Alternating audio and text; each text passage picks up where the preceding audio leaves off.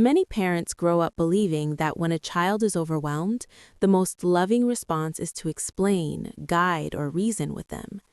It feels natural to think that if we stay calm enough and say the right things, the moment will pass more easily.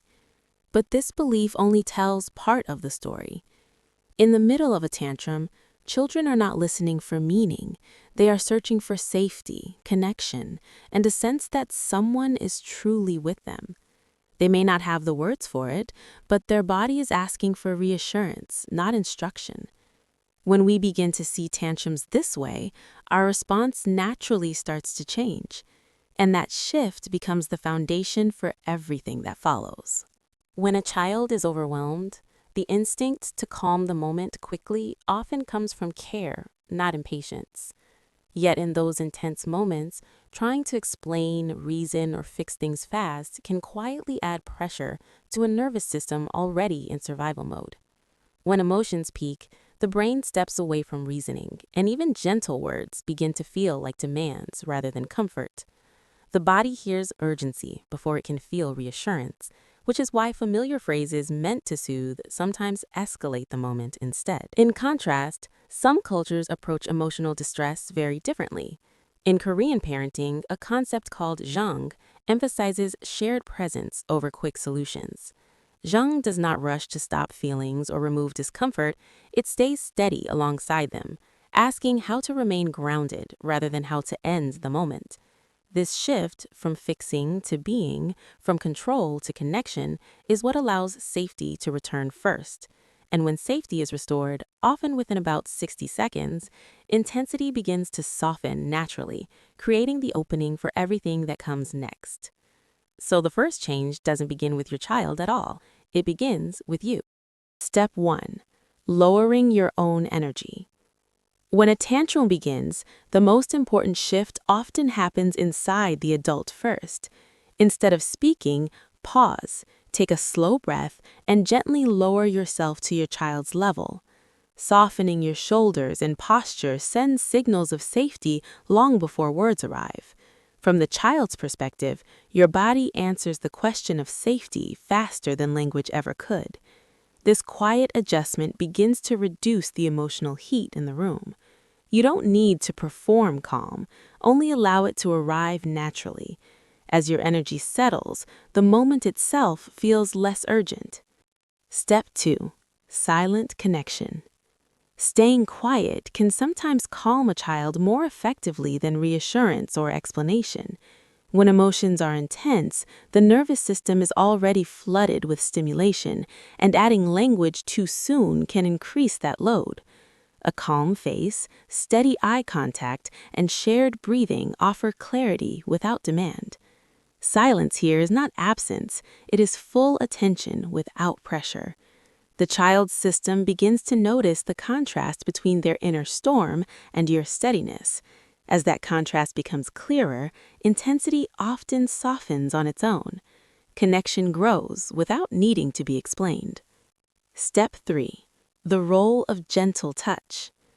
Gentle, respectful touch can communicate safety through sensation when words still feel too much. A warm hand resting nearby reassures without asking the child to change how they feel. Some children lean in quickly, while others need space, and both responses deserve to be honored. Touch is never about control, but about availability. Its quiet message is simple. You are not facing this alone. When the body feels accompanied, tension begins to release gradually. From there, emotional balance becomes easier to find. Step 4. When words become helpful again.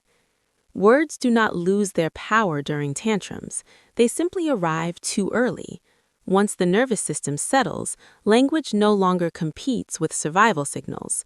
Now the child can receive tone, meaning, and emotional nuance. This is why recognition works better than explanation in these moments.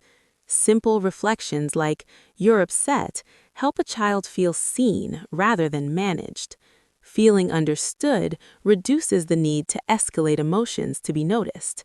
From this place, guidance can follow without resistance. Last step, breathing back into balance together.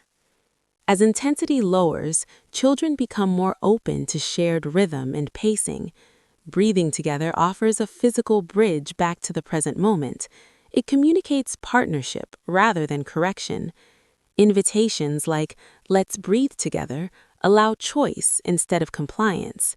This shared pause teaches that calming down does not have to be done alone. The moment moves forward gently, without force. What follows often feels less like recovery and more like reconnection. What quietly changes in about a minute. In about a minute, something meaningful begins to shift, even if it doesn't look dramatic. The tantrum might still be emotional, but it no longer feels out of control. What changes first is not behavior, but the nervous system beneath it. Internal heat lowers, urgency softens, and presence replaces reaction. Parents support this simply by staying close, calm, and unhurried.